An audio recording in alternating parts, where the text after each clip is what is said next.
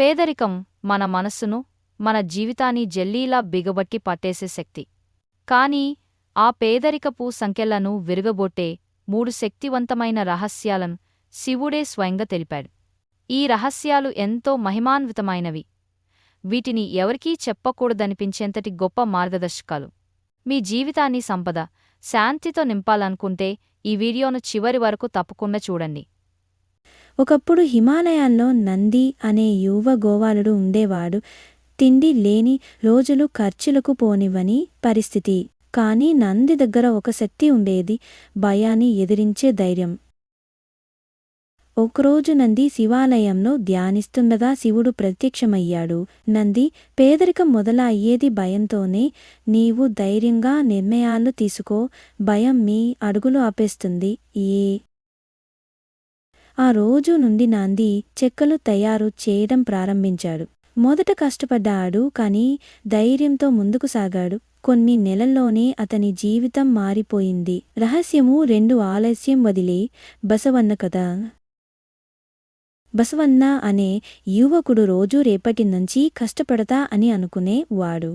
ఒకరోజు స్వప్నంలో శివుడు వచ్చి ఇలా అన్నాడు: బసవన్న, పేదరికం నుండి బయటపడాలంటే ఆలస్యం అనే దానిని వదిలేయాలి.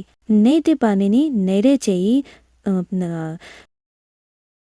ఆ రోజు బసవన్న తనలో మార్పు తీసుకొచ్చాడు. తన నైపుణ్యాన్ని ఉపయోగించి చిన్న చిన్న పనులతో మొదలుపెట్టాడు. 3 సంవత్సరాల్లో తనకే ఒక చిన్న బిజినెస్ ఉన్నాడు. రహస్యము 3 దానం. ఆ శివుని 3వ రహస్యము. చిన్నతనంలో శివుడు ఓ పేద బ్రాహ్మణుడికి ప్రత్యక్షమయ్యాడు. అతడు అడిగాడు: ప్రభూ, నాకు ఏమీ లేదు, నేను ఎలా ధనవంతుడవుతాను?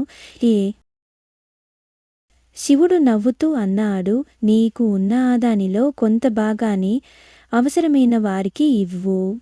అది తిరిగి నీ వద్దకు 10 వచ్చి చేరుతుంది. బ్రాహ్మణుడు చిన్నగా మొదలుపెట్టాడు. 2 అన్నపిండులను పక్కవాడికి ఇచ్చాడు. ఆ దైవానుగ్రహంగా మారి అతడి జీవితం మెల్లగా వెలుగులోకి వచ్చింది. మగింపు.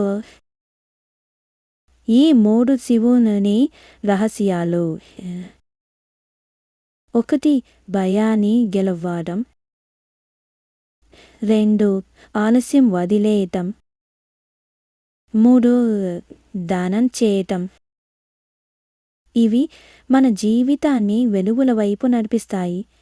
ఇవి గోప్యంగా పాటించాల్సిన గమనికలు. నిజంగా మారాలనుకు